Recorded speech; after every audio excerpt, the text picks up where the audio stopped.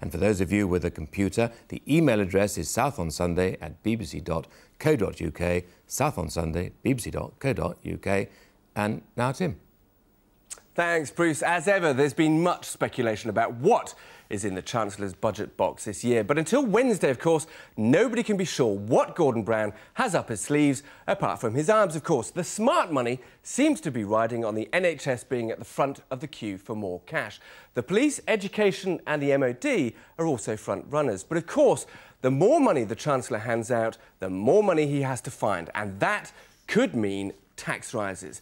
It's thought the government needs to find between £2 and £5 billion a year extra to maintain the current growth in public spending. So, where can he find that kind of money? Here are a few of the options he might consider. He might increase VAT by 2p, which would net him about £7 billion.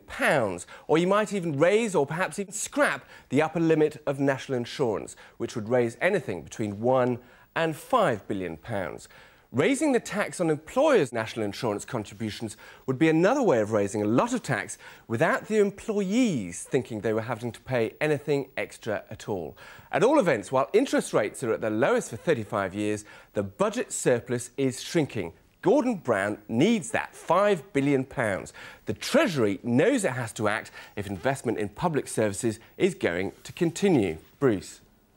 Well, as you heard Tim say there, it's expected the NHS will receive little if we all knew it was going to help hospitals, schools and the police. John Bennett would like the Chancellor to stop child benefit for people earning over £50,000 to help people who are less well off. And another interesting suggestion, Mr Jarvis would like the Chancellor to put tax on aircraft fuel. There's still none on aviation fuel and heaps on car tax, as we all know.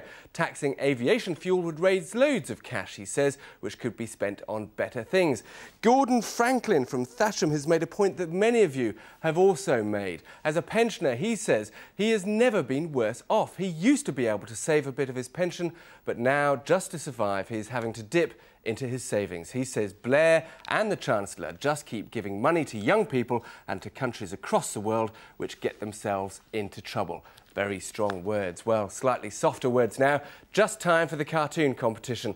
And here it is for you to have a think about. Poor old Gordon Brown, with his pockets turned out once again as the great and the good form an orderly queue for some hard cash. Send us your captions and you could have a copy of the cartoon winging its way to you. And you can do that, as usual, by logging onto the website at www.bbc.co.uk/South on Sunday. I'll say that again, www.bbc.co.uk/South on Sunday, and we'll let you know who's won next week. Bruce. Thank you very much, Tim. Now, that's it from us for the moment. We'll be reporting on the budget, of course, on South Today and South East Today on Wednesday evening, and, of course, on your BBC local radio stations and online. In the meantime, though, from the team here, a very good afternoon, and if you're having Sunday lunch, I hope you have a very good one.